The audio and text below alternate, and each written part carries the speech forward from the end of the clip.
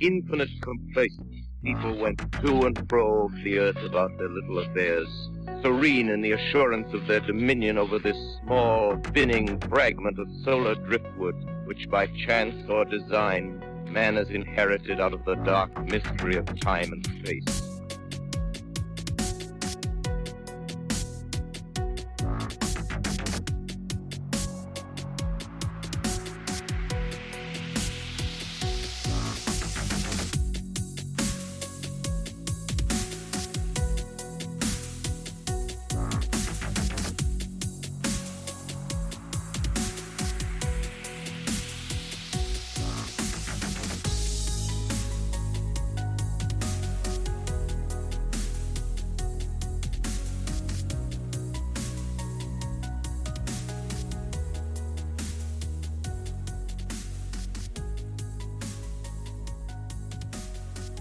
Welcome to another episode of Into the Fray.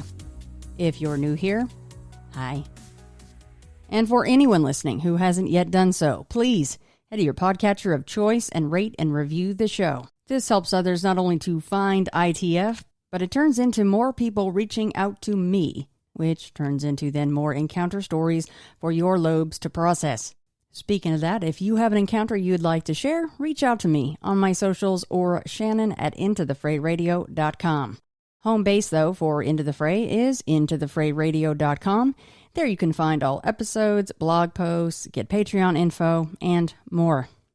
And kind of big news, besides Patreon for bonus content, you can now sign up for ITF Premium on Apple Podcasts.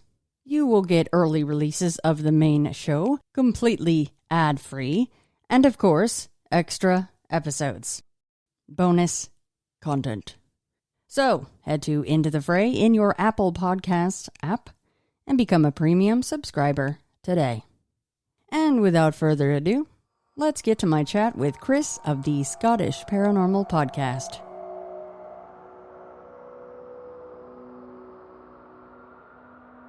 So on this episode of Into the Fray, I welcome on with me Chris of the Scottish Paranormal Podcast.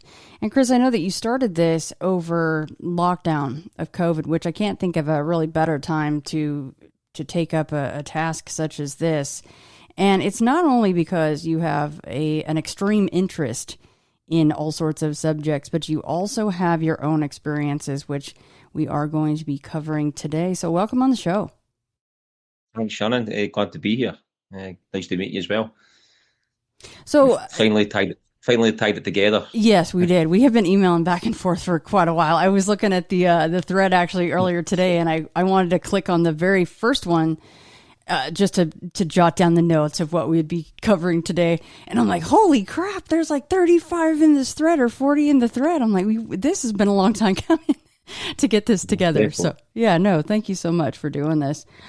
So you are, I suppose, much like myself and many others, that you did have an experience when you were younger. And I suppose that's probably what kicked all of this off, correct? Yeah, totally. Well, I had some experiences, and there was a few experiences in the family. And I never really discussed them much with anybody or talked about them. And like yourself, I've been interested in the paranormal for years, going right back in the day, reading kind of paranormal books as a youngster and stuff like that, and never really investigating or anything, just mainly reading books and watching documentaries. And then I think for a wee while I kind of fell away from it, as some of us do. We get kind of fed up with some of the party lines that go on and things like that, and then you come back to it. But once you're kind of down that rabbit hole, you're never getting out of it. So I think it was before COVID. I kind of got a good bit back into it again and reading some of the old books, just kind of getting into going through more podcasts and stuff as well. And I was interested in an area down in North Yorkshire, a guy called Paul Sinclair, and the area down there has got it's kind of like a bit of a skinwalker area, to be honest. It's got everything. If you've not heard of the guy, look him up and look at some of his stuff. It's like there's number of decades, there's been UFO reports, there's cryptid sightings, there's you name it, it's there, right? And I was interested in a lot of his work, and I was looking into it, and I was kind of thinking about some of the older stories I knew for the family, but then it got me thinking a bit more of what my area is like here. And I mean, it's like I was thinking about going visiting down where Paul Sinclair was in that area, but you're sitting on an area here. You know what I mean, and we'll get into that and talk about it. But that's kind of where I started, and I kind of started looking at some of the stories in the area in England. I know that some of them were reported back in the day with some researchers and maybe had them in books and maybe like the documentary, and some were maybe just touched on. And there was some connection to some of them I wanted to kind of revive and maybe go back into, or maybe try and look a wee bit more about it and stuff. So that's kind of where I kicked off about for there. Do you want me to kind of kick off kind of chronologically in regards to some experiences and stuff like that? I think that would be good. Yeah. So I kind of where it started for me is I've not had well, I would probably think maybe listeners have had on and you've had, I've not had, I would say, extraordinary experiences compared to some people, but like some of them have, as I say, they've kind of been prominent and stuck in my mind. Some of them forgot about, and some of them actually came back in. But when I was younger, one of the prominent ones was when I was younger, like quite a lot of people who have maybe had experiences or even no experiences, but probably had these type of things is when they were younger, like seeing somebody. So as a child, like maybe seeing somebody in your room or like seeing somebody as a very, very young toddler. And I used to always see somebody when I was younger, and you could probably put some of these things off the imagination and you could rationalise it and stuff like that. But it is prominent enough that it freaked my parents out, freaked my mum out anyway. She used to be really, it used to scare her. So to see the same person. And it was a tall man in a dark suit. I'm not saying it was like a Men in Black or anything like that, but I described it as a tall man in a dark suit with a bonnet, and a bonnet in Scots is a hat. I kept seeing this person, like I'd see him in my room, I'd see him during the day when like my mum was there and stuff, and I would always kind of relate to it, and it did put the kind of frighteners up there. So that's where I can't remember it personally, but this was like some of the stories that was relayed back to me, like within the family and stuff. So that's kind of where it started for me. As I'm saying, I've not got a lot on that, but the thing that kind of stuck in my head the most about the stories within the family, and it's one of the craziest paranormal stories that I've kind of heard of. Mainly, it's more crazy to me because it happened to my own family, and I know what happened. I know like 150% happened. So it's no saying you hear other stories, you don't believe them, but it's like it's more prominent when like your mother or your father tells you, or your sister or whatever, you know what I mean? So you don't believe people any less, but you 150% know that this thing happened in this certain place. So we stayed in a house in a town called Armadale, and the town is, if you know Scotland at all, Scotland's not like a large country, but you've got kind of two of the main cities in the central belt of Scotland, which you've got Glasgow at one side in the west, and you've got Edinburgh in the east. I kind of stayed right equidistant in the middle of the two of them. So, small mining town. We had basically the house we stayed in. There was a lot of kind of strange activity. I had three older sisters. With the kind of case of that, with like kind of siblings at that age, quite younger age, there's usually kind of always kind of activity in people's houses and stuff like that. You could put it down to active imaginations, but there was stuff that go on. We used to always think we had a prowler coming round the house at the back and stuff like that, because the dog would always bark, and as if there was somebody at the back door and stuff like that. So when you plucked enough courage up to open the back door, there was nobody there. The garden out the back had like high fences and hedges, so nobody could get away that fast.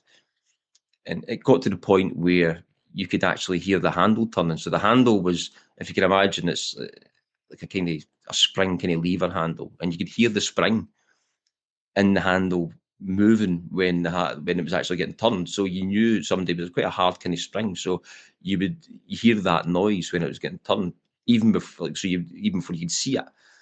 So it got to the point where this thing would be blowing the wind, like the actual handle wouldn't turn the wind or nothing like that. So you get to the point where we plucked that enough of a courage up. And this is after time, because like before this time, when it was frightening my sisters and scared my mother. And I'll give you a bit of background. My dad was a long distance lorry driver. So he was away most of the week. So he's leaving like a Monday morning and come back on a Friday night. So you've got my mother, three basically daughters, and then like the son, myself, in the house. I was the youngest. And so this would happen quite a lot with this kind of prowler thing. That's what we used to think we had a prowler. So my mum called the police on a few occasions, never found anybody. So it got to the point where I plucked enough courage up.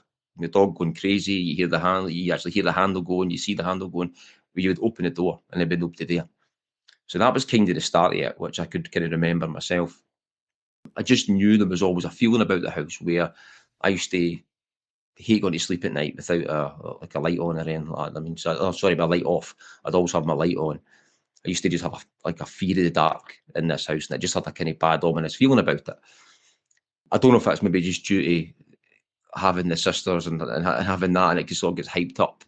You could easily rationalise some of these things, but some of the other things when I was asking my sisters about different stories that happened, and the most kind of prominent story, which I'll get to, happened a few years later. But when I was asking about other stories about this, my sister said when she was, I think she was 14 at the time or 15, she came home from school. She was like either bunking a day off school or whatever. We call it dogging it in Scotland. Basically, you're taking a bit of fly time off school and trying to get away early or whatever. So she was in the house, nobody else in the house. She was either getting a drink of water or doing the dishes or something like that. And something grabbed her from behind. And she turned round thinking it was like one of my older sisters. And she was going to maybe tell her to F off or something like that, some expletive. And there was nobody there at all. So she ran outside and she sat on the step until my mother came home. And my mother asked her kind of what was wrong and stuff like that. And she was petrified. And she basically told her the story that she was in the kitchen and something grabbed her from behind. It grabbed her like on the shoulder. And my mother let her know that it also happened to her. She says on occasion that she'd been grabbed in the house or pinched or pushed and things like that. But she didn't want to tell anybody. My mum didn't want to tell, obviously, us, because it would scare us even more than we were in the house. Right. Or they maybe think she was stupid or whatever. So she never relayed the story. So another thing happened as well, where there was my sister said she was in, if you can imagine, we had a living room downstairs with a kitchen downstairs and a bedroom next to the living room. And my sister used to have the bedroom next to the living room. So she heard my mother scream. It was like her and my mother was in the house, and my sister ran through. And so what had transpired is my mother was in the living room, and just a black mass came out the floor in the living room in front of my mum, and then just disappeared into the adjacent wall.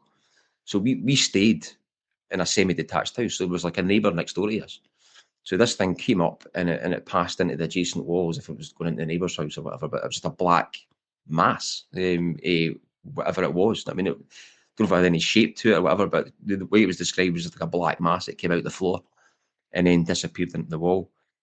So that was kind of some of the stories that were in the house. And there was things happened all the time where like the cats would see something in the house where nobody else could see, so they'd be following something about in the living room, or the dog would be barking as if he could see something that we couldn't see. And there was lots of different things like that. You would hear like noises. You could rationalise quite a lot of the noises and stuff like that, things like that, as you probably could. But one of the most prominent stories was my mum and dad were in the process of a breakup, and this is a story that I can remember. I'll get to a bit more about it as well, but when they were kind of, I think at the time I must have only been 12 or something. I was outside playing. Mum and dad were in the middle of some type of breakup, and they were having a really, really heated argument. In the middle of the argument, the living room door like burst open. It totally burst open. It was closed, burst open. And as it happened, we had a dog at the time, but my dad turned around to tell the dog to get out the living room. It wasn't a dog though. It was just a black mass. It was like a black ball mass type thing just off the floor, maybe about a foot off the floor. It went round my dad's legs, right, round his legs, and then it shot over next to where the settee was, and then disappeared round about the settee.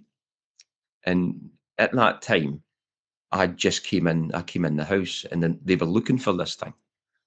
And I got kind of ushered off to, like, basically up to my room upstairs, but I never got told where I was at that time. I found out kind of later on this thing came in. My mum relayed the story, and she said at the time that my dad was pretty much a skeptic. He wouldn't kind of believe in a lot of stuff and things like that, but it totally freaked him out. He the what he kept saying was, when it happened, he just kept saying, "It never had a head. It never had a head." This thing came in, it went round his legs, and said it disappeared. And the dog was locked in the kitchen, and the cats were outside. It wasn't an animal or any such. It was like something that came in and went round him. And that was a story that I knew, and it was always stuck in my head because I just thought it was like one of the kind of oddest stories that I'd heard. It was quite a strange one. So that was that. But kind of, like, not long after that, they kind of split up and they moved away and stuff. I moved to a different town, and that was like some of the kind of crazy kind of stories that came from that house back in Armadale. But we'll go back to that in a wee bit, because I actually found out kind of a wee bit more about the story, which was, funnily enough, when I started the podcast and stuff, which was a bit an odd one. You know what I mean? So, but that was kind of what happened in some of the younger years. And then there's like a few odd things happened in the older years, which kind of, as I said, some things linked into that, but it's just a bit odd, you know what I mean? So before you go to the next place, and I know it sounds like we'll loop back to this one, but I just had a couple questions about this. So your dad, you say that he traveled a lot. You know, the grabbing and things like that are extremely invasive. And in fact, the lady that we were laughing about how I got her time zone conversion right and yours wrong.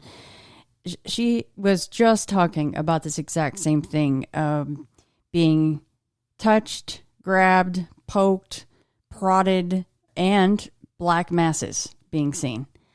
So that's interesting. That's two people in a row talking about the exact same thing. And when your dad was gone, would these physical interactions still go on once he was home?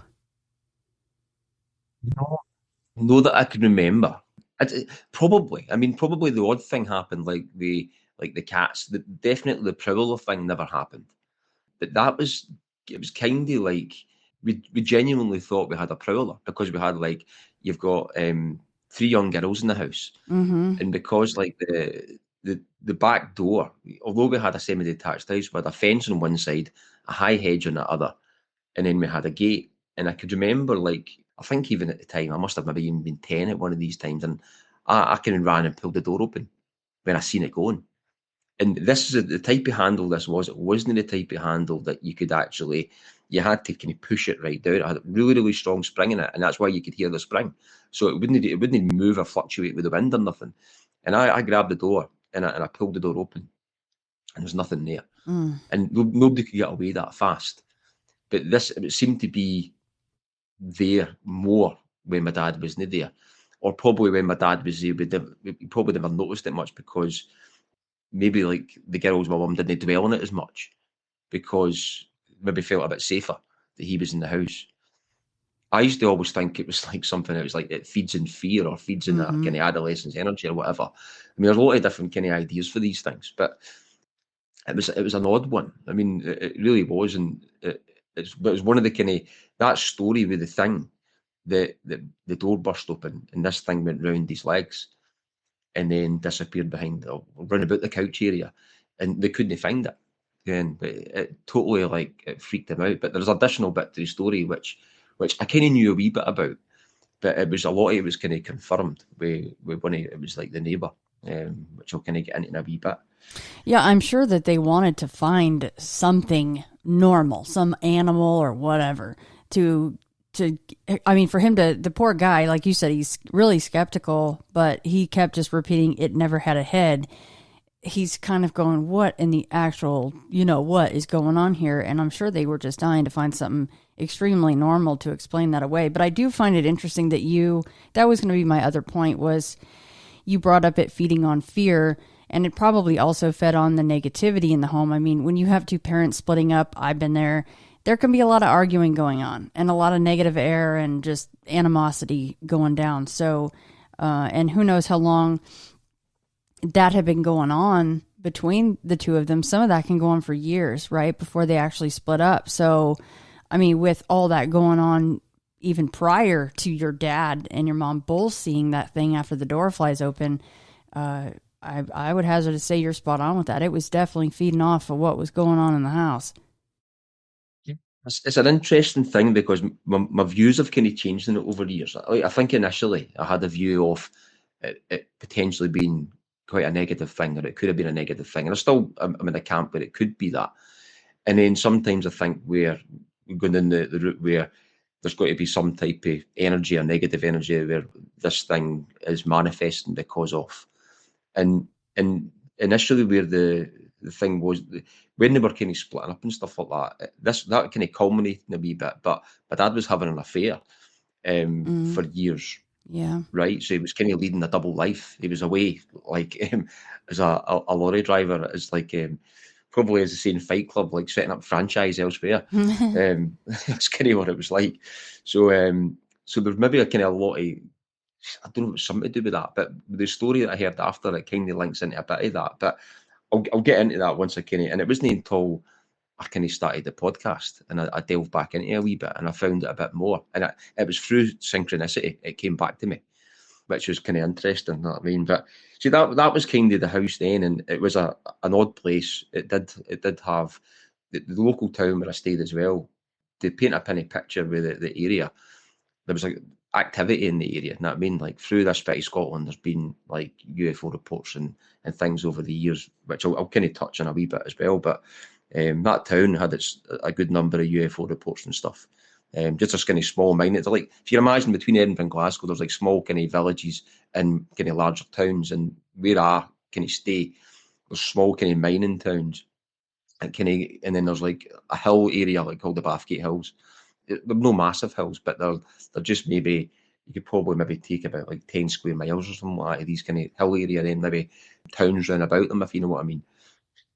So moving on, when I kind of got a bit older, you kind of, I don't know, obviously things happen through life and that, and quite a lot of stuff you rationalise all the time and you forget a lot of things, and you tend to kind of, one half of your brain knows it happened, the other half of your brain rationalises it, and then that half sometimes tends to win the fight and you just forget about it. You know what I mean? That's what I kind of find with some things, and it's when you go back and revisit some of these things. I had sleep paralysis when I was I'd say probably about 18, 19-ish, and about that, maybe slightly older. I had about sleep paralysis, like quite a lot, for about 2 years. I'd say about a year and a half, 2 years. And I had it in only 2 properties. And it happened, I mean, this happened like every other week, where normal kind of sleep paralysis. I can remember the first time it happened, and I can remember the last time it happened. The first time it happened to me, it was like the usual kind of sleep paralysis process where you wake up, obviously you can see, but you can't move your body. I was upright sitting, I was actually watching the TV and fell asleep during watching the TV. I used to, basically, my friend stayed a few towns over, and I'd moved in with him and kind of rented a room, and there's nobody in, and I kind of was sitting on watching the TV, and it was one of the ones when you wake up and you're still watching the TV, you can see the TV, but you can't move anything in your body. It's that whole feeling with a presence. You've got a presence. It was on my right hand side. You could maybe feel something there. Didn't see nothing, but you always get that feeling with sleep paralysis. And then eventually I came out of it. And that was the very, very first time I had it. I could remember it, like clear as day. Didn't see nothing, right? And I'm not saying it was, you could easily rationalise sleep paralysis for a lot of kind of medical reasons and stuff. But this happened quite a lot. It happened like every other week, or sometimes weekly. I mean, it was going on all the time, but most of the time didn't see anything. Quite a lot of the time when I had it, it was actually when you kind of tried to fight it and get out it was like getting pushed back into it again. It was almost like you're getting out it, and you managed to kind of push your body out of it, but then getting pushed back either down at the bed. The whole kind of same scenario where you try to scream or shout, and you can hear your vocal cords trying to go, but you can't vocalize anything. So that happened quite a lot. And then I moved out this property, which was a few towns over, back to my old town, into another friend's house. It happened there as well. It happened in this house, and I told him. I told him about the sleep paralysis, and he didn't believe me. He thought I was fully Bill, and I told him that it's happened quite a lot, and I told him that I felt like I was getting pushed back down sometimes, and things like that, and he didn't believe me.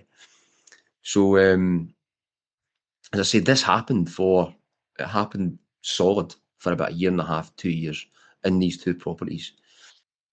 Can't remember seeing anything during it, right, until the very last time. And it wasn't until I was moving down south.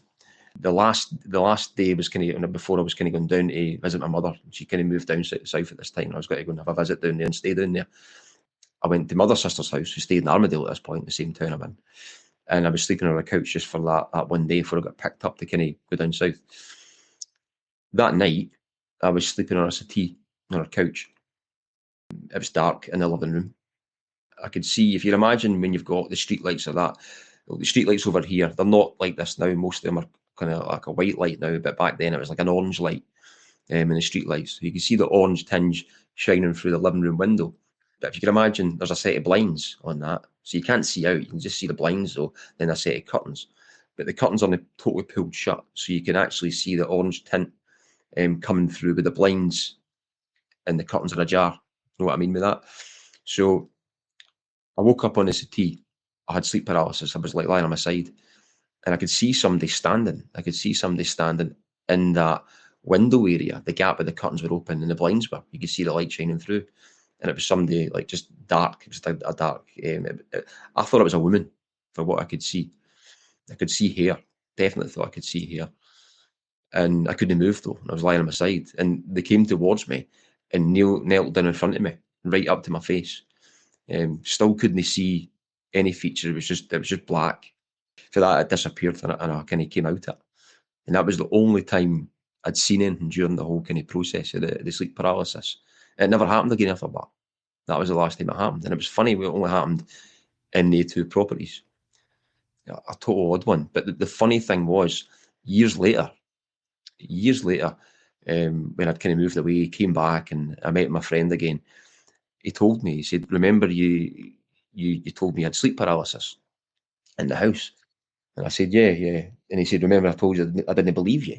And I said, yeah. And he said, well, when you moved out, he said, the room you were in was better decorated because you came in and you spruced it up and done a bit of decoration and stuff. He goes, I moved in there. And he goes, and when I moved into your room, it started happening to me. Totally mad. You know what I mean? I'm sure that made you feel a little better. I mean, not happy that it was happening to him and he was probably terrified, but at least you were vindicated and finally you're like, yeah, I was not lying, dude. Yeah. I just found it mad how it could just pass the place. Yeah. You know what I mean? If it was like something, but you can rationalise like sleep paralysis. Apart from the last time for me, I've definitely seen something the last time. I never told anybody about that thing I seen until quite recently. But that was kind of where like things started there. It ended. You kind of move on. You forget about all these kind of things. And then there was one time I got married and I've stayed in the town at Bathgate. And then there was one day I used to do a lot of running and stuff like that. And I was running the Bathgate Hills. In the Bathgate Hills, you've got, it's like a kind of prominent hill, as I said, and there's like a few kind of hills running about that area and towns that skip around the edge of it. And in there's like cairns with burial mounds in them. But they date back, it's like a henge. So you can imagine like there was like you get like Stonehenge and stuff like that, and you get like different stone circles. Well, in the Bathgate Hills, it was like a wooden circle kind of henge. And it dates back something like 5,500 years. And up there was like burial mounds in different parts of the hills and stuff. And I used to run up there quite a lot. This story, there's not much to the story, but it'll link into another story, which I kind of found interesting because when I went back, I was out running one day. I used to run the roads of the Bathgate Hills, but there was a bit of forestry that I never really ran in before. And I could see trails in it. And I kind of thought, like, next time I come up here, I'm going to go in there and go for a run in there and run the trails. So I came up, parked the car. It was during the day. I ran through, it was like, if you imagine a kind of field area with some smaller trees, and then you you go up this kind of hill, and it was like a denser area of trees. This isn't a big wood. It's only maybe a mile square or something. It's no massive. So you go up the hill, and then it's like more denser kind of wood. And I was running, no thinking about nothing paranormal or nothing like that. And I got to the denser bit of forest. This is during the day. And at the time, I was like training for the Marines or something like that. I mean, I was like, it was basically, I wasn't really scared of being in a forest or nothing. And something kind of stopped me in my tracks, which basically, like, it didn't talk to me, but it was like, don't go any further. In my head, it was like, do not go any further. And it gave me this intense fear. It was like the intense fear like I had when I was younger. Or like, the only way I could, when I relate talking about this, it's like having the fear of the unknown when you're younger. You don't know what something is, and it's really that intense. Or it was like that. I was like going back to having childhood fear again or something. I didn't go any further. I stopped. I cut my run short, and I went back the way. I didn't go any further. And I can remember going back and telling my wife about it. It was stuck in my head. I didn't think any more about it again. Never ran in there again. And it just came totally in my head until more kind of recently. So that was kind of, keep that in your mind though with this place, right? Because I went into there, and that there was actually kind of burial mounds up in this area. I'm not saying that's nothing to do with the kind of feeling I had, but it was definitely like a type of Oz factor feeling back then, where I'm not saying everything stopped and it was silent, but it was definitely like there was something there.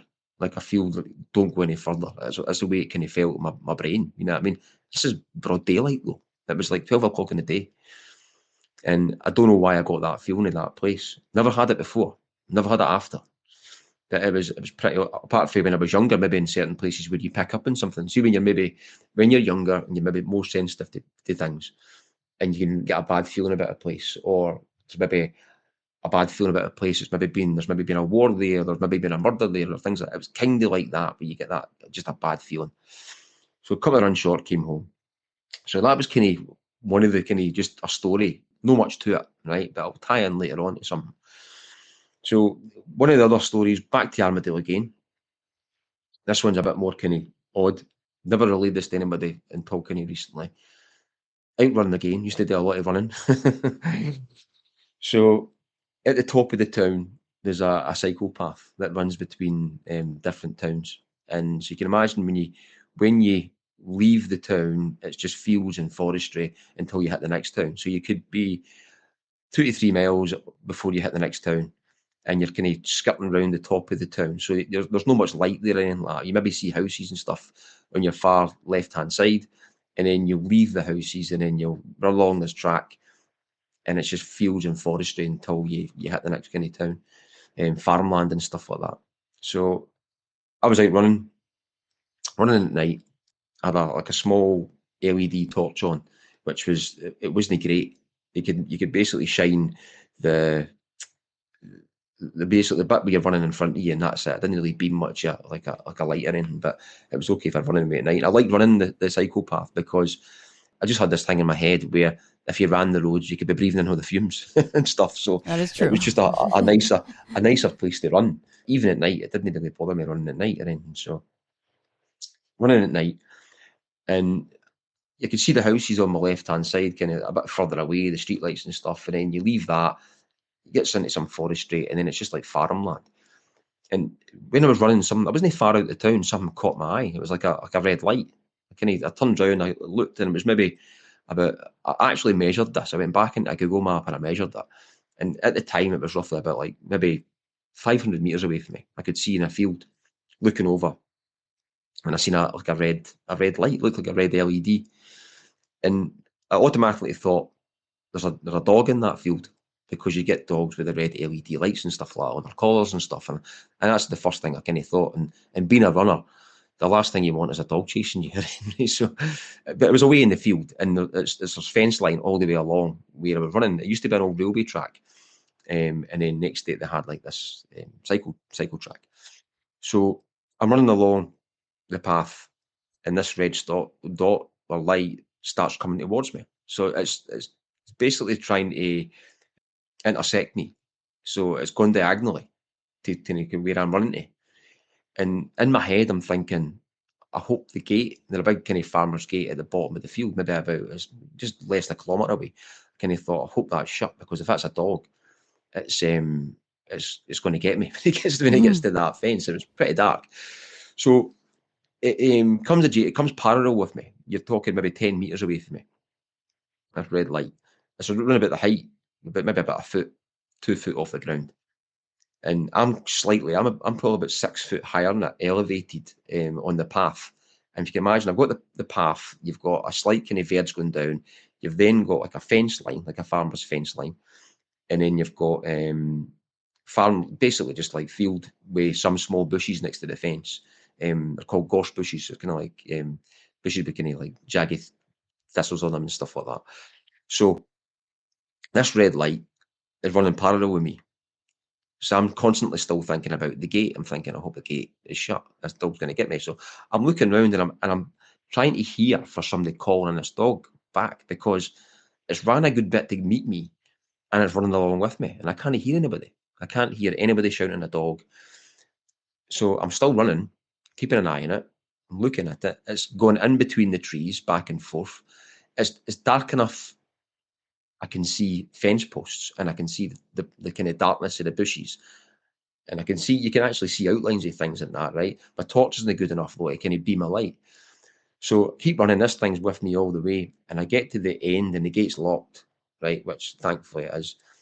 And as I kind of turn around, I see it just going behind like one of the last bushes, and I stop and I'm looking for this thing, and it's no there. It disappeared, right? And I'm listening. Can't hear nobody shouting it. And I'm thinking, what was that? I mean, what was... And I'm trying to think, and I was thinking back to it, and I'm thinking, I never seen a dog. Couldn't see a dog. I could make out everything else. I could make out bushes. I could make out fence line. I could make out the actual fence posts. I could see this light, the size of a small red LED. That was it. That was all it was. It was nothing. I'm not saying it was an orb or nothing like that. It was the size of a small LED. It wasn't like a laser light or nothing, because it went in between bushes, back and forth. And I kind of, at that point, it kind of gave me a bit of a scare. And I kind of thought, I'm not going back that way. I mean, so I ran to the next town, because my run was actually getting run out and run back. I ran to the next town and I cut through and I ran back all the streets. No idea what it was. And it wasn't until recently I read about something, and I must have forgot about it. I mean, but I read about something, and it was the same thing, the exact same thing. This kind of thing following somebody, and it shot off, and it wasn't a dog or anything like that. I'd said to my wife, I said, "Can you remember? Did I ever tell you about that thing with the red light?" And she said, "Tell me about it." She said, "You wouldn't stop talking about it for months." But it's funny how I totally forgot about it. But the interesting thing when that happened, I never ran it. Although you can maybe rationalise something, I never ran there again at night. And from that day, I bought a large beam light so I can actually see kind of a lot further. I bet. Things like that. But totally, yeah. You're like 2,000 lumens, yes, please. Because I was just talking to somebody else about headlamps and how they don't go very far at all. They're not much of a help, really, truly. But that other story that you came across, was it on the very same trail? What no, that's a different town. Okay. It was only maybe, you're probably talking like 4 miles for there. Oh, so not far. I mean, that's not too far. This is all the same area. So the sleep paralysis was all from the hometown where it was like where that happened, where the sleep paralysis started, right? The first story where the actual thing happened was only maybe about a mile and a half of there, right? With the thing with the Oz factor type thing. The thing with the red light was only about 3.5, 4 miles for there. So that was the kind of thing. I kind of forgot about that until recently, and I was talking to my wife about it. But we actually picked up 2 stories with the same thing. It was one with Paul Sinclair. He had 2 people thought they'd seen it was a motorbike. They thought it was a motorbike backlight, and they seen this thing bounding towards them, and it was actually just like a right small light, and it shot away, and it was the same thing. It had the same kind of motion they talked about. And there was a thing where I think it was one of the old Skinwalker Ranch stories where they'd seen, no an orb, they said it was a small red LED which was in about the cattle and stuff as well. It was that it kind of came to me, and I kind of thought, that's when I went back to my wife and I said, "Did I ever tell you about this?" And she said, "Yeah, you wouldn't stop talking about it." But I could always remember, but I prominently bought a light after that, and I stopped running at that bit at night just for that reason. I don't know what it was. It just with that strange feeling about it, and I ended up just going back. And I'm not usually kind of scared of stuff and things. I mean, it's just it was one of the ones. So that was kind of some of the stories I had. There was another one where, so you're maybe talking through that area for heading where these things happened, and I'll talk about some other stories of the area, right? So where these things happened, if you go about another 7 miles to the west, we were fishing at a. It's not a great story, this one, but it was just it was a kind of sighting that we had, right? So we were fishing at a place called the Lily Loch, so it's another name for a lake, a loch. So fishing at night, we were camping and stuff, me and a few friends, and we seen a satellite, and just looking at a satellite as you do, and for a joke or just a laugh, we kind of said, I wonder what it's going to do when it hits that star. Because it was coming towards like a satellite, just kind of passing, going to pass over a star. So obviously it would just pass in front of the star or whatever. So we said, I wonder what it was going to do when it's, I don't know who said it, if I said it or somebody said it, but I said, I wonder what it's going to do when it hits that star. And it done a right angle turn. I mean, when it got to the star, it literally done a right angle turn, and then just kept going and going and going as far as I could see it. Absolutely nuts. You know what I mean? But it was like almost like it knew what we were thinking. Yeah, you got to kind of wonder about that stuff, because I'm sure that you've heard as well that some, essentially they're all UFOs, if you can't identify exactly what they are, that the UFOs will essentially interact with some people. If the people actually try to interact with them, they'll go, okay, well, blink twice or blink on or blink off. Or if they go to take a picture of it, then it blinks completely out. And then the second they put the camera down, it'll turn, quote unquote, turn back on, which is very strange. Yeah. Well, I mean, this thing, it didn't arc, it didn't turn. It literally turned on a dime, as the whole kind of cliche said. It done a right angle turn. So it was going at a normal, if you see a normal kind of satellite moving speed, that's the kind of speed of it. It wasn't going super fast or super slow. It's just the normal kind of average speed you would see a satellite. But satellites don't do right angle turns. Like literally, it was like as soon as it touched that star, it just went the other way. It was like an L shape. And then you couldn't see it. It kept going out until you couldn't see it any longer. But it just kind of stuck in my head. I mean, that one, and quite a lot of these stories I forgot about. And then it wasn't until you start going through stuff and you remember stuff. And as I said, a lot of these stories are no extremely prominent stories. There's a lot better stories out there, but it links into like what I'll do. I'll talk about some of the stories of the area as well, because there's a lot of more really prominent stories of the area which you'll like. You know what I mean? As we're going, so that was just things going on from my hometown and a wee bit in the area, and there's more from the area. And before you go there though, I had a question about your sleep paralysis incidents, because for 2 years to have that happen every other week, that really sucks. That's pretty terrible, I would imagine. And then to have kind of this coup de grace incident where this woman or whatever she was gets in your face, also horrifying. And then to have that be the last incident, I mean, that's so strange. Like, what do you make of that? Why would that be the end of it? Did she take something? Why was that the close of the chapter? Is what I'm getting at. I don't know. I mean, I really don't know. I mean, the thing is, where I could remember having like dreams and that when I was younger and stuff, and like some dreams that you kind of feel real and others, and I don't know if it was linked to any of that kind of stuff, or it was. I'm not sure. It was an odd one, because the sleep paralysis thing, I used to rationalise it in my head. It was just tiredness, and it was just into because you're 18-year-old and you're out partying and stuff like that, and it's just tiredness. But for it to happen that much, and then to the point sometimes where you actually feel like you're getting pushed down, and that the funny thing was when my friend said it happened to him in that house after I moved out, because he moved into the same room, he said that he felt he was getting pushed down. He said that. He said he was actually sleeping in his front, and he said he felt like he was getting pushed back down, freeze back down onto his chest. When I'm saying that. But the thing where I didn't really see anything during it, but that one where I seen that thing at the end, I don't know why, but I tried to say the word mother when I seen this thing, but I wasn't. I don't think I was calling on my own mum or anything like that. I mean, it was an odd one. You know what I mean? But I tried to say that, but I couldn't talk. Obviously, it was. So I don't know. I mean, that one I just kind of chalked it up to you've maybe seen a ghost or you've maybe seen this, but I don't know, there's some kind of meaning to it. Yeah. Which I've not kind of found. I've not really found the answer to. You know what I mean? There's also I had somebody on the other week there for QHHT, and that's one kind of thing I was kind of talking about. I wouldn't mind finding out if the person was a person when I was younger, like seeing somebody when I was younger and what it was, to try and kind of regress to kind of find out what that was. I think loads of people, if not everybody's, like had experiences of some kind, and we just rationalise stuff so much Yeah. that we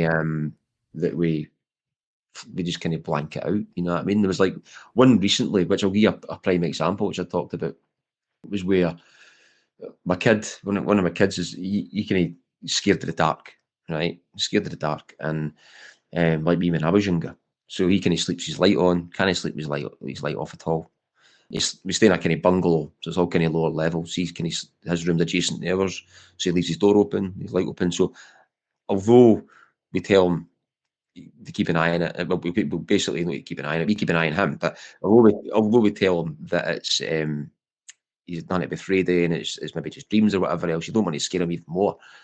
He'd said he kept seeing like black things at the corner of his eye, and he like moving.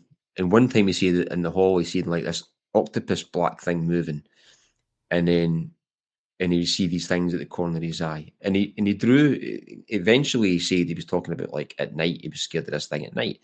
And I'd said to him, like, what is it? What is it you're saying? So I heard on another podcast about, can he talk about it more? And I said, right, don't want to scare him much. I goes, what is it you're seeing? And he drew me, and he said it was a white thing, right? It was a white thing. And he basically he said it was this thing, a white thing, had round eyes, and I'm not saying it was like an alien or anything like that, right? But that's what he was saying. And I said to him, you do know that you control your dreams, and you control this, and you can stop it. And ever since I said that to him, it stopped. Like he kind of, I think that he kind of manages it now, and he said he's never seen it again. It stops. So ever him, he actually said that he threw something at it. And for me saying that, he kind of stopped it. I mean, but in him, he's saying it's a dream.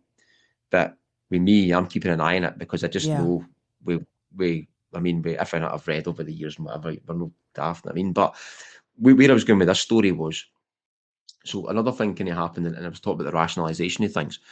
I was sitting on the settee in my house, and I've got a kind of open plan. If you can imagine an L shape with my living room and my dining room, my kitchen's behind me. So I'm sitting with my back to a large open kind of walkway going through, and there's a small bit of wall behind me.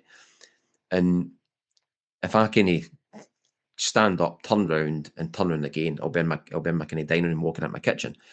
So I was sitting on the settee, my back to the small bit of wall, and I forgot to do something. I can't remember what it was. It was either turn the cooker off, or it was to either turn the washing machine off or something like that. Just something that instantly came to my mind that I forgot. So I grabbed the wall and I spun myself round into the kitchen quite quickly. And there was something in front of me. There was like just a black shape in front of me. It was definitely there. It was there for a split second and disappeared. And it blocked out the light of the kitchen. Half of my head said, it's just a trick of your eyes. And another half said, I've caught you there. And I could remember thinking that in my mind. And that's how the rationalisation can easily just go either way, because it's like you think you see something, but then you could turn around and say, oh, it was just this, it was just that. You know what I mean? So that was kind of one that happened kind of more recent. But the house I'm in now, it feels like kind of like a safe place to stay. It's a nice house, and it doesn't really feel like that older place I was in. Yeah, so that was kind of some of the kind of stories, you know what I mean? But for myself and stuff like that. But like, what about Chris? What about the there's a couple things, the creature and then the goblin / troll. What about those stories? Yeah, well, I'll get to that, right? Oh, okay. Get to that. So going through the start of the podcast, right? Start of the podcast, I interviewed. There was a story in the Bathgate Hills, right? Same area. Actually, now I stay about 5 miles from the Bathgate Hills. I'm actually right at the kind of foot of the Bathgate Hills. If you take it out, I can see them from here. So there's a story called The Silver Man. So the Silver Man was a story where I interviewed a guy where he was driving one night in 1988 with his kids in the car and his wife. It was like October or November, cold kind of night, dark. They came to this, they were driving up the Bathgate House, and they came to this corner, and they seen like something at the side of the road, and it stood up. And the way he described it, well, to start off with, this thing stood up, right? And it ran into the woods, right? So it ran into the woods. And he said it was like quite tall, like he said it was like bulky, like quite tall and bulky, right? But he said it was kind of happened on a corner, right? On a corner. So when he got round the corner, his kind of wife said to him, "Did you see that?" And he just looked shocked. And his kids shouted in the back of the car, "You've seen the Silver Man." And that's how it got the name the Silver Man. But he said to me, he goes, "It wasn't silver. It looked more like if you," he said the thing was big and bulky. And he said, if you look at an old typey picture, negative, and you see sometimes like that kind of negative, kind of grey white colour, it was like that. He said it was like that. He said it ran through the fence, didn't burst the fence, it ran through the fence, and it ran in a kind of semicircular motion, but really, really, really fast. Really fast. So I went at an interview. That was a kind of story. There was a bit more to the story, but he got round the corner and he basically tried to get aggression. He couldn't really get past the corner, right? Quite an interesting story, but that happened in 1988. But when I went, nobody had actually kind of sat down and got the story right off him. Some people relayed the story because they'd maybe heard it secondhand and stuff, but he never really relayed it out to anybody. So I managed to reach out to him and go and meet him and talk to him about it, and I went to the location. So the location of the Silver Man story was 50 metres to 100 metres away from the same place where I had the Oz Factor about 20 years prior to interviewing him. You know what I mean? So it was the same area, same place, which I kind of found quite mad. Wow. And an interesting synchronicity as well, where my sleep paralysis started, it was 1.5 miles from there, right? He said his experiences started when he stayed in a place in Bathgate. And I went back to him after interviewing him and asked him exactly where it was. And it was the same street where my sleep paralysis started as well. It was like literally doors away. I mean, there's just a bit of a coincidence here. He went back. He actually said he had a abduction type scenario when he was younger. He went missing, and they said that's where it started in this place, and it's basically just next to the Bathgate Hills, 1.5 miles of the Bathgate Hills, like the centre point of Bathgate Hills with the burial cairns and stuff like that.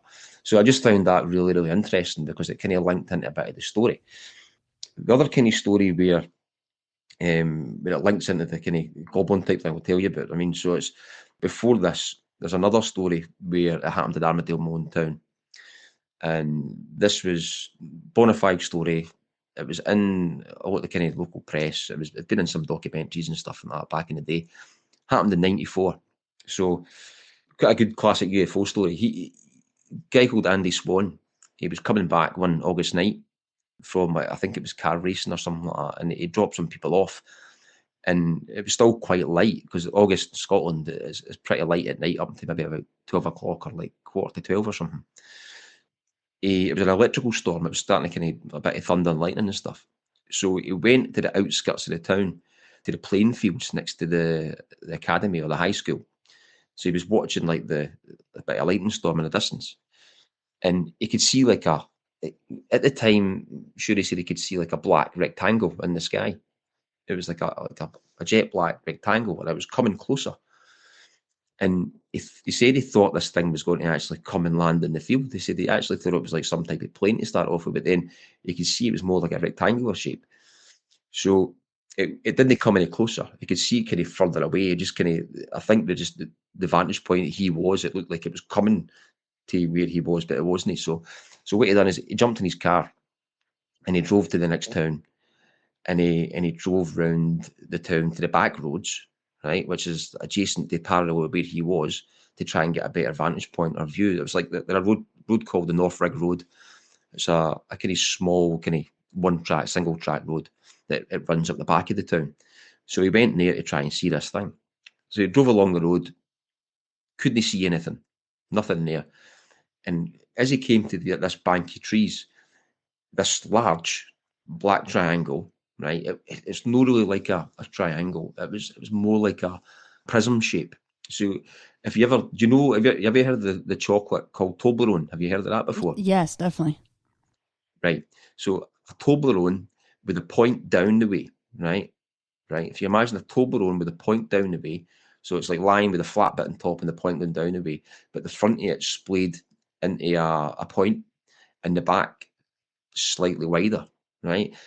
That came over the top of his car, just missed the top of his car, and then proceeded to go into the field and just hover in the field about 50 to 100 feet for him. And it was in the field, this thing, I said, so it was like about 40 foot long, totally black, 40 foot long, about 20 feet, 40 foot long, about 15 foot high, as in like kind of like tall, about 20 foot at the back. And he's saying that it kind of splayed out at the back and then came down to a point at the front. So you can imagine like a Toblerone, you squash the back of it and then pull down the front so it's into a point. So he said this thing was just hovering there. So at this point, he came into the high school bit and he was watching this in the area. It must have been maybe 10:30, 11:15. He drove round to get to the better vantage point and seen this. So he parked at the side of the road, obviously amazed at what he could see. He went into his car and he had like one of the halogen lights you plug into your cigarette lighter. Remember, this is 94. Yeah. So he got his light and he shone the light on it. Right, it was starting to get a bit darker, but it was still light enough where he could see. Shone his light on it. His light blew. Right, so he got a fright and he jumped in his car, tried to start his car wouldn't start. Right, so into a panic, got his phone out, had a mobile phone, so he phones the police. Right, so he phones the police. They're kind of on their way and stuff like that. So still there. This thing's still there. He sees the police on the adjacent road about a mile away. So imagine two roads kind of parallel, but the road he was on first, he could see the police, and he phones him again. He says like they're in the wrong area. They need to kind of come up here. So eventually they come towards him. This thing's still there. He said the thing just backs out the same way it came in. No noise, no wind rushing, nothing like that. He said it just kind of backs out the same way it came in. And he could see the police coming along the road at the end of this North Rig Road. They were coming towards him. He said this thing backed out. He goes, they must have seen it. He said, unless it was maybe at that point dark enough for them to see it. He said, but they must have seen it because this thing was still backing out as they were driving along the road, and then it just kind of shot off and disappeared. So they got to him. There was like, must have been, he said there was like something like three or four police cars turned up, right? So they got him into one of the cars and they were like questioning him and stuff like that. And he said the funny thing was the inspector, or like maybe the one that was higher up, he must have like went and picked him up out of his house because he had slippers on, right? So they must have went and got like the chief inspector or something like that. He must have like gave him a call when he said come and get me, because he was there in civvies, like civilian clothes, and he had a pair of slippers on, right? So anyway, the police were interviewing him in the car and they didn't breathalyse him. They knew he was lucid. They knew he wasn't making this up or anything like that, right? And they could see he wasn't drunk or on drugs or nothing like that. And they questioned what happens. He was telling them the story. If it went on at the time, they went and phoned like the AA, which is the automobile thing to come and pick his car up and stuff like that. And he said the funny thing was, he said, so I was in one car telling the story to like the chief inspector and other police. There was like maybe a car behind me, and there was maybe a van or a car in front, another police van. And he said one of the police officers jumped the fence and put a traffic cone in the field where this thing was hovering. He said, I never told them where it was. He says, but they done that, but they said they never seen it. He said, I was adamant they seen it. So the AA or the RAC, that's like the automobile kind of thing, to come and take his car away. They turned up, took his car back home. He only stayed roughly a mile or two away from there. He actually stayed around the corner from me when I was younger. So they took him home, took his car home, and his car was just totally dead when they start. And then, because at the time he had an electric window and it was down that night, so it was like kind of stuck down because the power was out. And at the time, they didn't know what was wrong with his car. It just wouldn't start at all. It was totally dead. Everything was dead in it. And then he heard his alarm chip. Years ago, you'd hear like the alarm kind of chip, you press the button on it or whatever. He could hear that. So he went back out and his car just started again. said it started like during the night, because I think he was trying to put like a bit of polythene or like a sellotape, like a bag onto his window so no rain would get in case it rained, and he heard the alarm going off. So he jumped in the car and started it, and it just started again. And eventually got the AA or the RAC, whatever automobile company it was, sent somebody out to actually diagnose his car and go over it. And they said it would have potentially have happened if he was next to a strong electromagnetic field, but they couldn't find anything wrong with his car. And they were saying, well, you're next to like massive like power lines or anything like that. But it wasn't. So that was the kind of story that happened to him. But the interesting thing was when there was like researchers that are basically interviewing him and looking into the story more, they got the police transcripts. And the police believed them. It was in all the local press and stuff like that. And the funny thing was, they said his mum and dad at the time were on holiday in Spain, and they seen it in the paper before he told them. It was in like the paper like going abroad, because you used to get the local papers and stuff like that when you're on holiday, and they seen him in the local paper. But the story was that when they got the police transcripts, that there was an hour and a half of missing time, because he said that he was only up there for like, let's say for example, 30 minutes or something, and it should have been maybe 12 o'clock or whatever. But the time he phoned the police, it was like 2:30 or something, or later on. So I think they worked out he lost about an hour and a half of missing time. So that was kind of one story. That was the story of the local town. Another story happened on the A70, which is about like 12 miles away or something, 12 to 15 miles away, same area. It's in 92. Two guys coming back from, I think they were doing some repairs on a TV area. I think that's what they used to work as. I'll not go too much detail in the story, but they were coming back and they seen a classic kind of UFO hovering above the road with a kind of shimmering light, and they passed through it. And basically that was it. They kind of shot off and got home, and this UFO disappeared. But when they got home, they had basically 2 hours of missing time. And one of them got, after like the researchers digging into the story after kind of years, and they got regressed, and it was a full-blown abduction scenario. One of the guys had relayed his story to Andrew Swan and stuff like that, and he kind of advised him not to get regressed, because the other guy, it kind of ruined his life a wee bit. He lost his job and friends and got ridiculed and things like that. So he kind of put him off getting regressed, his story. So I went and interviewed Andrew Swan up in the place, because I kind of knew him. He stayed around the corner from me, and like he was a believable guy. He wasn't like somebody that would make this up or anything like that. And the police believed him as well. So that kind of happened. And from that story, somebody else came forward to me. I mean, he'd actually seen a few other things in the area. He stays in that area. And more recently, he said, I've seen like this kind of large orb type thing in the sky. It was kind of flying kind of erratically, and I've seen another thing this night. So he tell me some stories. He sent me a few videos and stuff. And from that, somebody heard the story in interviewing Andrew Swan, and they came to us about seeing something in the same area, like more recently. So they were telling me a story where they seen, it was like an orange orb type thing flying erratically at right angles above the same kind of area where this thing was seen back in the day. I'm not saying it's linked, I'm just saying that's what they seen. But it was an old friend of my mum, basically stayed right across the road from my old house.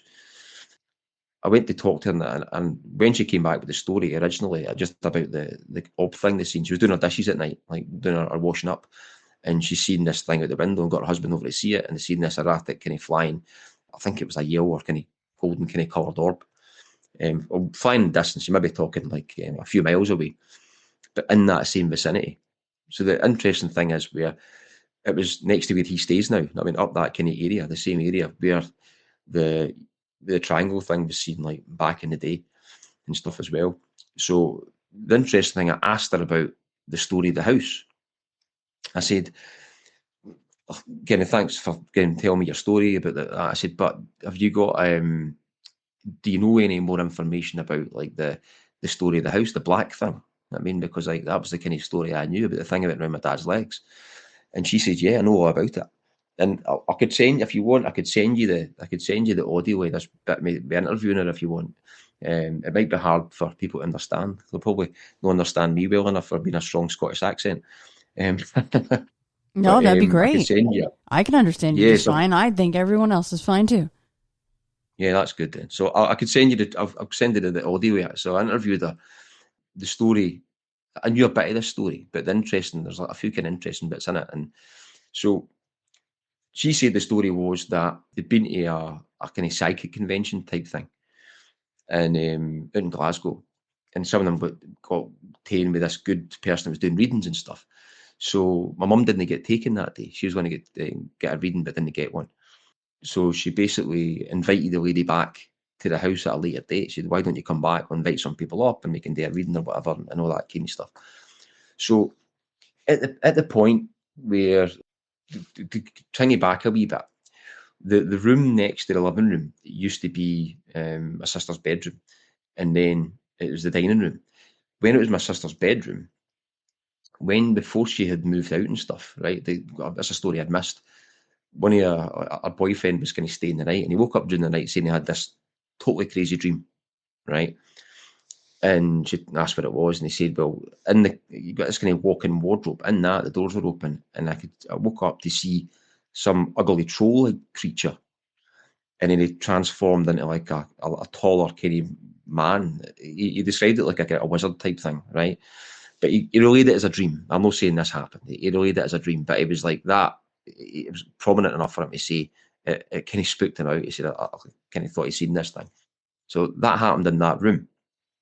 So the interesting thing was they got the kind of spiritualist to come and or a medium to come and do the reading, and they're going to do it in the house and invite some people up. So at that time, it was a dining room, that room. So we've got to kind of do it there. And when the medium came to the house, straight away, she said, I've got a kind of bad feeling about here. And she said, how? She said, well, to start off with, like, you've got like the rowan trees outside your house. We had these like massive rowan trees. It takes rowan trees years to grow, like years and years to grow. And they were like really, really, really big.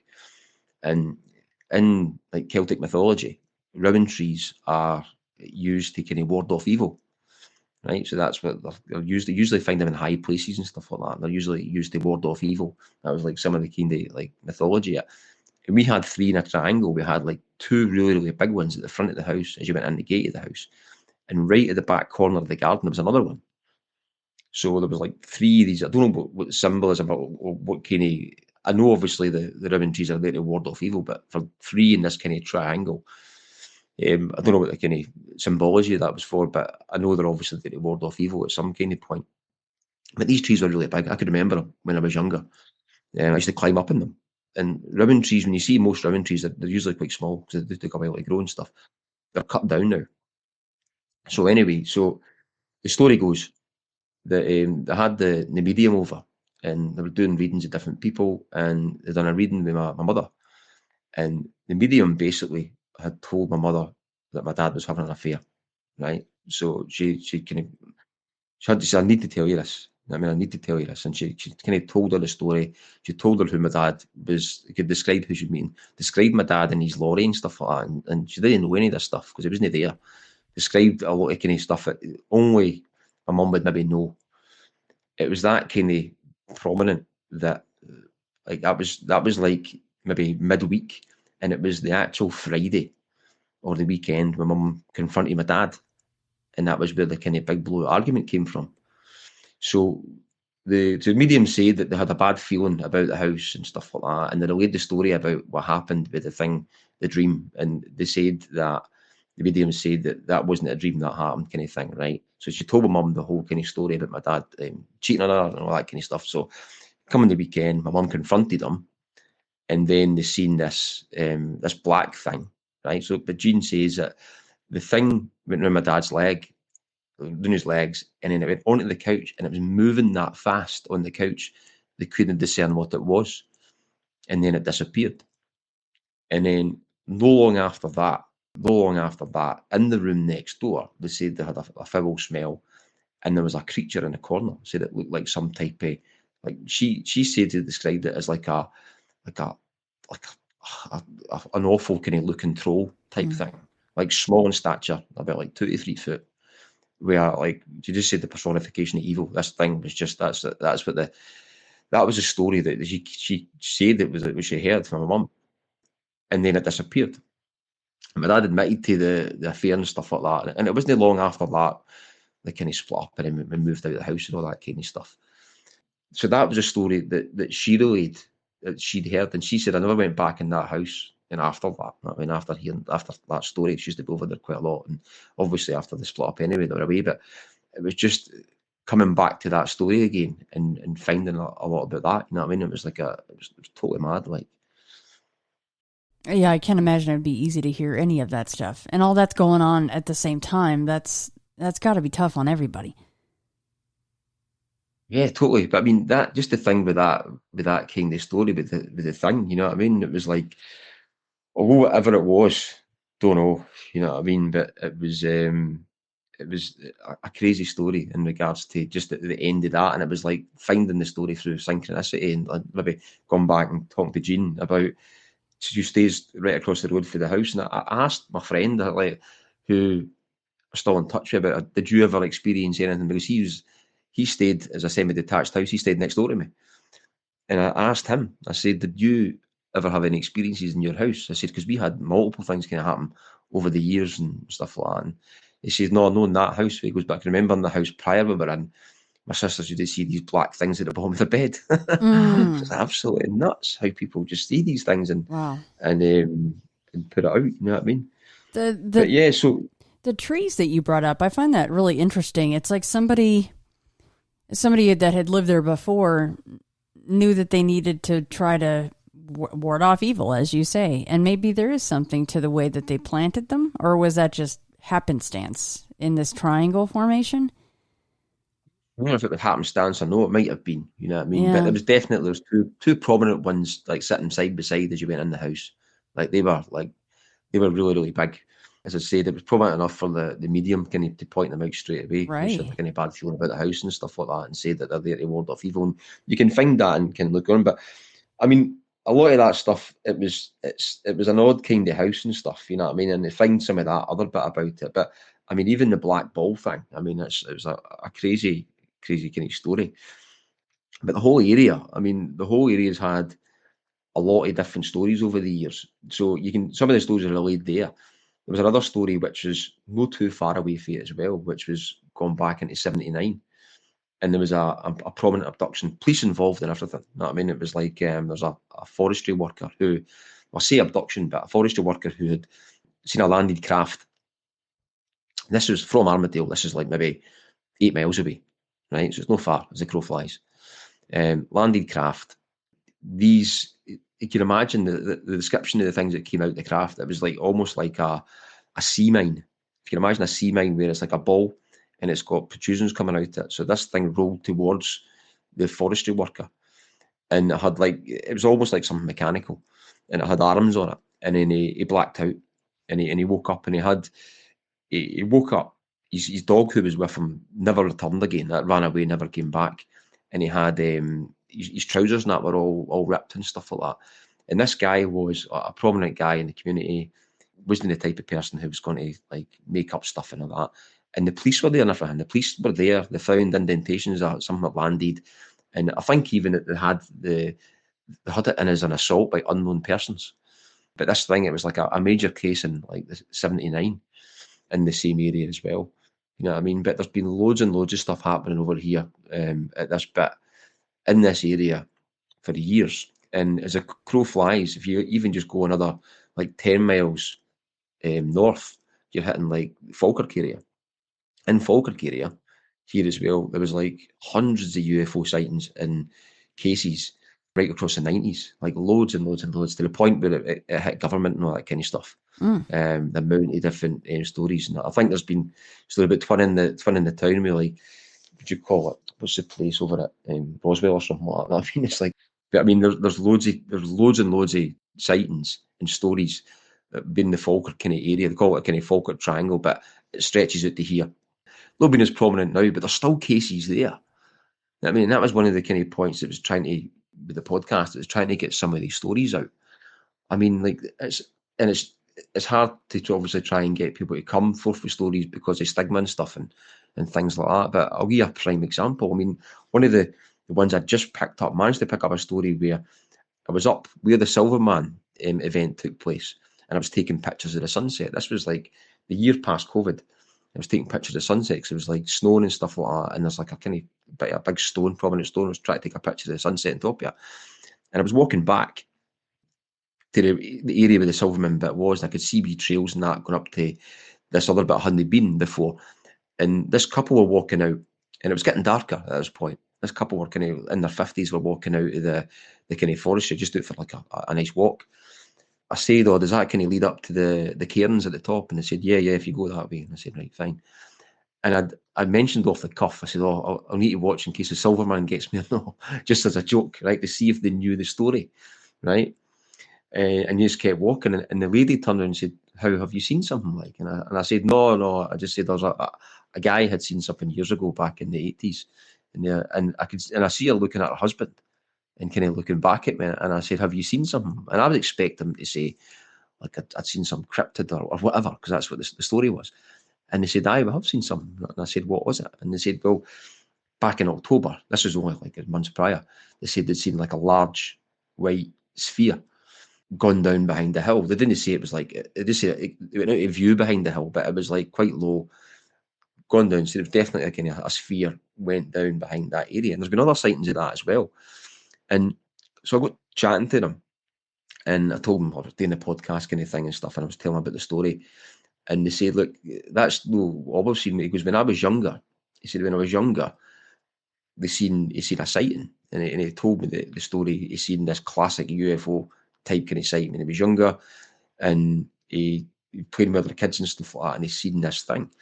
And it was like, it's hovering there, and he went to get this other like kid to show him, and the kid was that young, he didn't know what he was looking at, and he laughed and kind of ran away, and then he went and got his brother to come back. And the time he got his brother to come back, the UFO had disappeared. It was like a yellow, it was a classic like UFO type thing. And he said, but it was yellow, as far as I can remember the story. And he says when he got back, it wasn't there. The thing had disappeared. So he told me that about the story, and he said, look, and he got to another bit, and he said, in 2015, he said, I seen a large triangle. He said it was, these people were like gen up. They weren't, you could tell they weren't bullshitting or anything like that. I mean, sorry for the language. They said they'd seen like I'm sure you described it as like the size of an aircraft carrier or the size of a few, he said triangle. 2015, above Bathgate going into the clouds, and it was like, I'm sure it was daylight. He said, I don't know how anybody didn't see this thing. And his wife added, she said, I don't think everybody sees these things. I think it's only certain people see them, or in a certain kind of thing. And so it was getting darker, so we kind of cut ties and walked away. And when he was walking away, he said, the story when I was younger, it's no what happened. And he said, there's a lot more to it. And I said, what do you mean? He said, well, I ended up in hospital after it. Like that night, I ended up in hospital. And I got really, really ill. And I had to get a lumbar puncture and stuff like that. And he goes, I think it was linked. He goes, because it was like, I got questioned and stuff like that. And he went in a bit. I goes, look, I need to come and talk to you. I need to get these stories off you. And I gave him my email address and stuff, but they never contacted me. And I was like, oh. So I kind of scoured the Bathgate Hills since to try and find the guy again. I found him. And he told me about the stories and stuff, but he just wasn't comfortable coming on and relaying them. But I mean, the stories are out there. I mean, that's the thing. I mean, what a hotspot you've got going on there. I'm really jealous. That's pretty amazing. And then, I mean, literally all these stories are going, oh, this is only 4 miles away. Oh, this is only 8 miles away. And it's all in the exact same spot. And then while you were talking, I Googled Bathgate Hills, and it says that the rocks, they can date them back 330 million years old. That's how old they are. That's pretty incredible.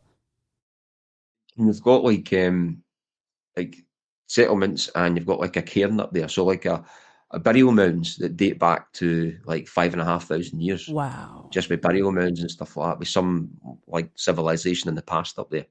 Gotta be something to that, right? As far as the history of the land and the peoples that were on it. Definitely. But that's the thing. So I kind of started this with looking at other areas and kind of think like, what are you doing? You know what I mean, where you are here. I mean, there's so much here. Yeah. So there's a lot of kind of stuff. I've not done much like investigations or anything like that. But I mean, I'm trying to dig in more about the area and try to kind of there's stories.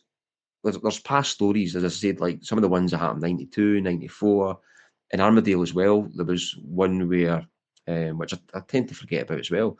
There was like 2 police officers seeing like a UFO in the 80s, And I know the thing is, it was a prominent one. I was talking to Gary Hesseltine, who had him on the show, and he used to be in the British Transport Police, and he does a lot of research and stuff.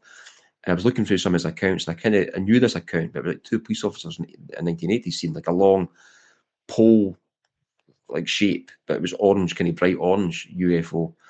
And I know 2 brothers who seen the same thing at the same time.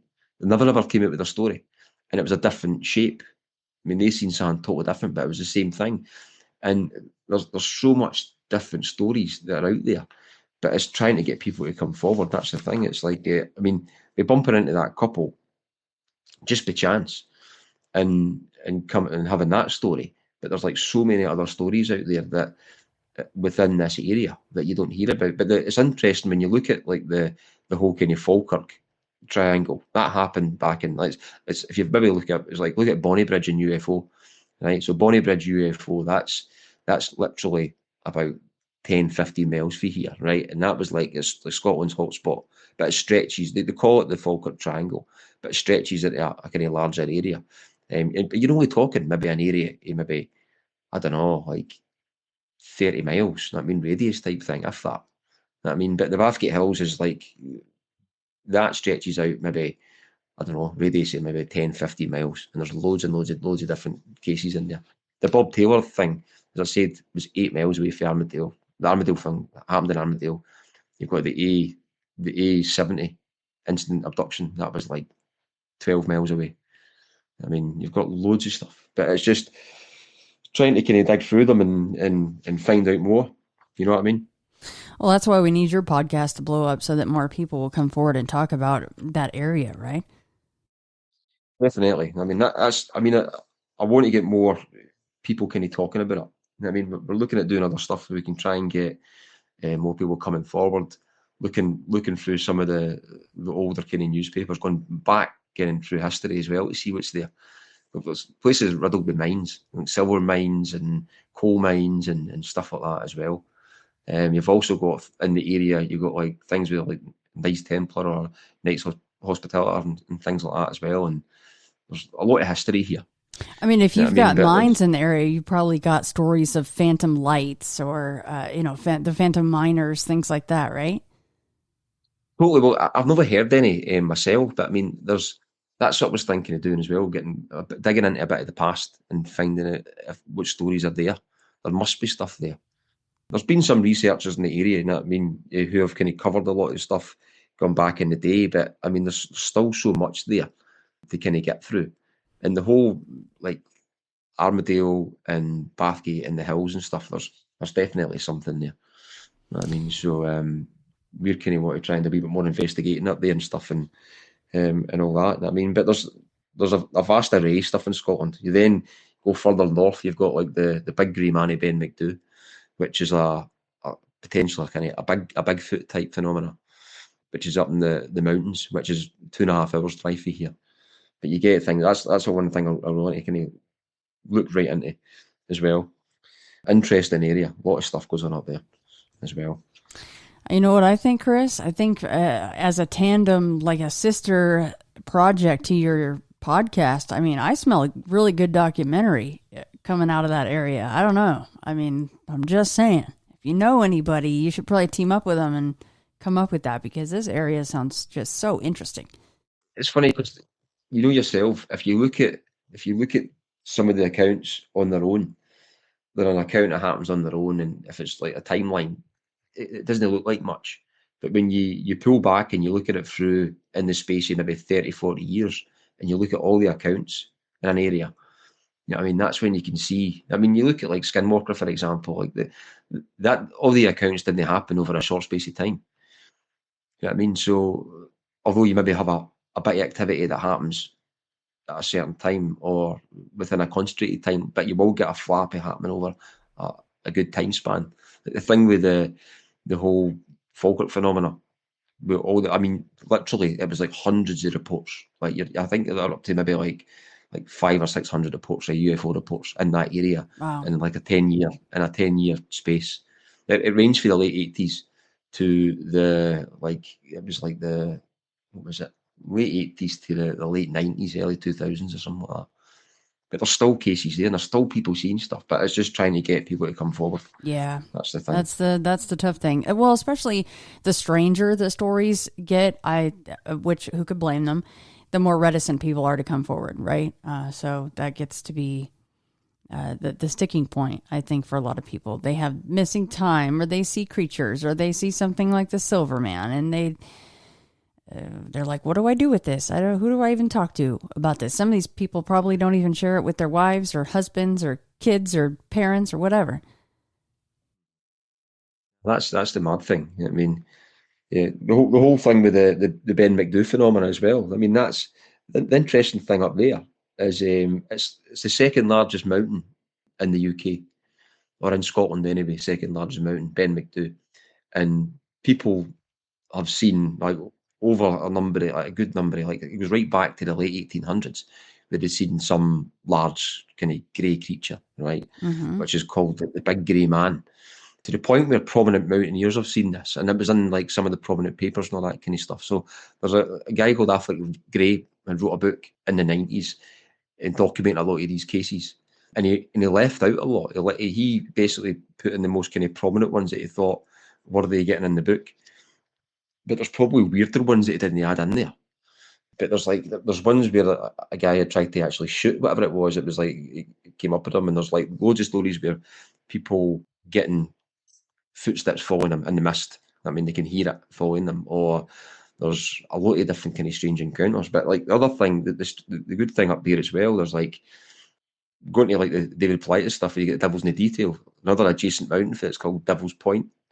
It used to be called the Devil's Penis, right? Back in the it was called Penis of the Demon. That's what it was called. No, why would they change it? What a bummer. Just leave it alone. You know? It's a great name. They changed it because I think a visit from the Queen at one of the times or something. They changed the name of it to Devil's Point. Oh. But that's in the same area as well, and that's like got stories attached to that as well. And then a funny thing in the sea, a mountain next to Ben McDo, which is literally walkable distance for Ben McDo, is a pilgrimage point for the Aetherius Society. So the Aetherius Society is a UFO cult. Well, no, it's a UFO type religion, since a cult, but that's where one of their pilgrimages is, up there as well. All that whole area is quite kind of interesting. And then you've got like Alistair Crowley, who was a mountaineer. He used to be up that neck of the woods as well. So there are a lot of kind of interesting stuff up there. I mean, but I'm kind of rambling a bit with that. But it's there's quite a lot to get into. It's just the time, as you know yourself. You've got work, you've got kids, stuff like that, lifestyle to get on, and then try to dig into all this stuff as well. I mean, do you have any? Have you come across any strange cases that involve missing people?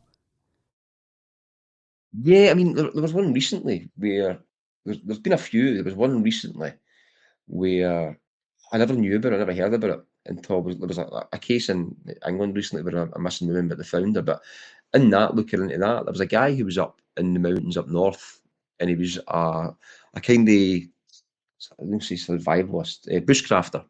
So he was kind of bushcrafter and had a bushcraft channel, so quite adept at what he was doing. And he got dropped off at one point, and he was going to kind of get across to one point to another over the space of like a few days or something. He never reached his destination. Totally disappeared. I mean, there's no been heard at all. And I mean, there is like the strange thing is like the Cairngorms Mountains. Quite a lot of it's granite, right? It's all granite, quartz, stuff like that. Loads of it. And up there as well, there's quite a lot of people go missing, get found though, get the wrong compass readings and stuff like that. I don't know if it's just because obviously the makeup of the granite and all that kind of stuff as well, or whatever's causing it. There is a few kind of geological anomalies and all that kind of stuff as well, the magnetic anomalies. But that's a kind of thing up there. I mean, it's quite interesting. Man, I wish I was closer. I'd be out in that area in a heartbeat. That just sounds like such a hot spot for all kinds of things. When you have UFOs and creatures, and you've got, I mean, unfortunately, also it's trickled into people's homes, which is extremely unfortunate, as you well know, because you had to experience it, and so did your family. But what a hot spot. That's what I was saying though, because like you don't know what you've got sometimes. Because when I was looking into going visiting elsewhere, I just think, what are you doing? I mean, think about what's here. I mean, it's like Right. You're crazy to think about that. And then you look over a span of time, And it's like, you know about all these stories and cases, but you tend to forget about them. And it was like, then you delve into your own, and it's like, God, there's hundreds here. There's actually loads here. But yeah, it's just time. That's it. I need more time. Yeah. Yes, we do. Well, yeah, let's go fishing, and let's let everybody know not only where to find you on whatever socials you want to plug, but also your podcast, and make sure to give out any contact information, especially for people that are, I mean, hey, you've said it several times now. You're looking for those local stories. I think it is an important thing to get those stories out there before they're lost forever. So yeah, let everybody know where to find you and your show. Yeah, well, you can find me at the Scottish Paranormal Podcast. I'm on most social media channels. So you can get me on Facebook. You can also get me on Instagram, get me on YouTube. You can contact me there anywhere. You can contact me via email at scottishparanormalpodcast@gmail.com. And you'll get me on also every podcasting site like Podbean, iTunes, things like that as well, just under the Scottish Paranormal Podcast. So that's me. You'll find me. So any stories for the areas or Scotland, just let me know. I mean, we just want to get them out there and make it more normal, because it definitely is. You know what I mean? So there's abundance here. Oh, Chris, and thank I you. do appreciate you having me on the show as well. Oh, of course. Absolutely. No, I love hearing stories, especially from overseas, that I'm not familiar with all of this stuff. So I love hearing about locations like this. And I do truly hope that you get more stories coming in. It's extremely important. Yeah, it is. I mean, the thing is, once it opens the floodgates, you get more people coming through, and it paints a picture of the area as well. That's kind of what we want to do, and want to kind of dig into it more and find out more stories that are out there, because there is more. I mean, there's more happening. I mean, I do get some things coming through, but it's just that kind of digging in more and finding out more. You know what I mean? So. That's right. Yeah. And nothing is too weird. If anybody out there has heard probably most any paranormal podcast, if you think your story's too weird, it is 100% not. You are amongst friends and people that understand. So just please, please, please reach out. Well, Chris, thank you so much for joining me. Thanks for having me on. It was nice.